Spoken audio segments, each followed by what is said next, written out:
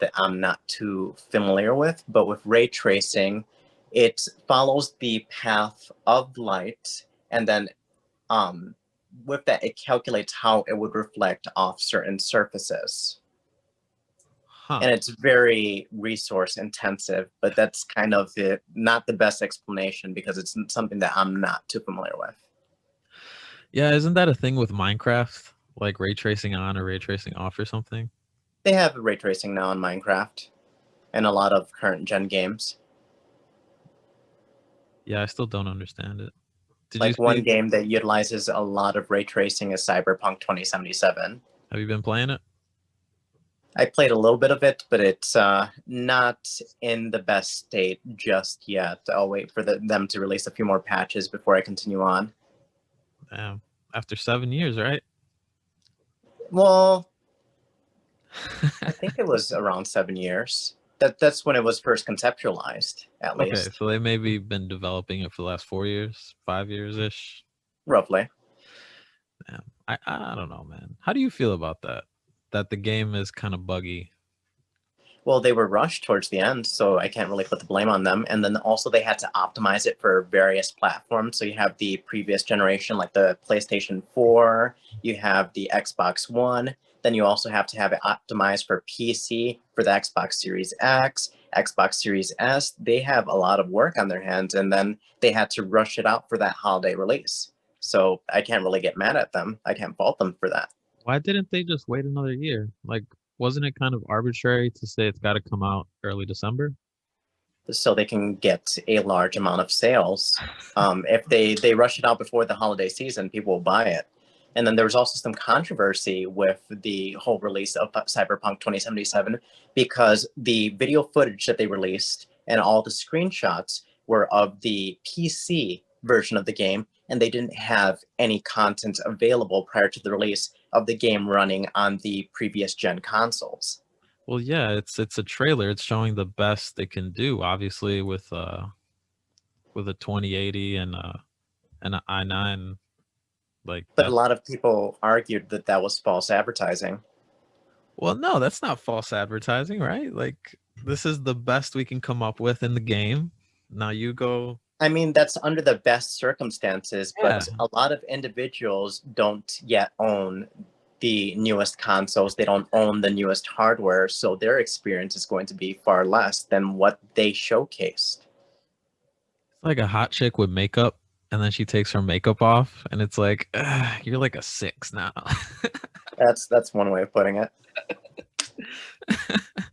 Oh man. Oh man, that's funny. What other games you playing?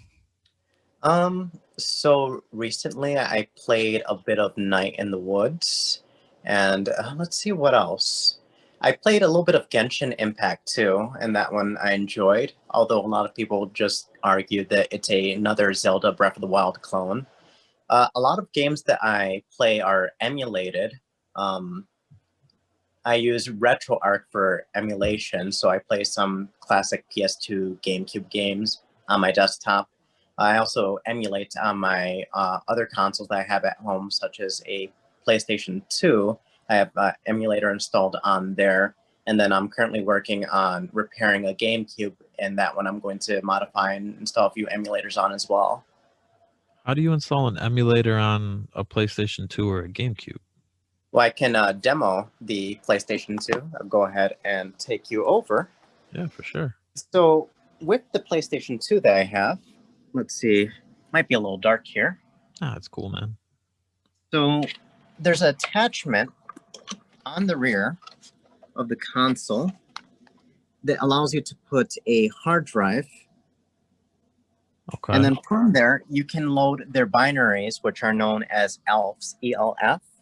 And those would be the emulators that you would use for the device itself. And I'll go ahead and boot it up to show you what it looks like. Let's take a look here.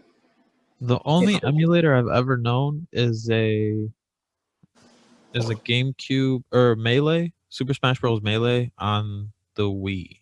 That's the only one. Yep. So with games like Melee, you can play that on PC using a emulator known as Dolphin.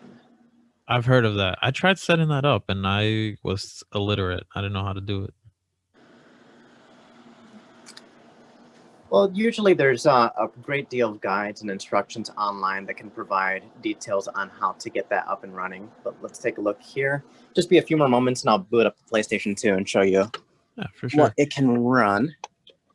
Just didn't have it prepped, so it might take me a moment. Nah, it's cool. Oh yeah, dude, you got. All right. What am I looking at? I'm looking at a PlayStation 2 start screen. Yep. Cool.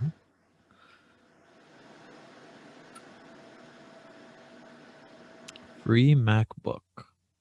So it's Free McBoot, which is a memory card-based bootloader that allows you to run a modified version of the BIOS, which is the basic input-output system. So it's a modified version of the operating system. So on here, you see it has a selection for my hard drive. So it's the hard drive that I have installed in there. Then I can select it. So you said it's an optimized version. What do you like? It's a modified version of the operating system that runs on the console itself. Oh, so I'm just connecting a controller since I didn't have one connected. It might take another second or so. That's cool. Dude, that's so fucking interesting, man. Yep.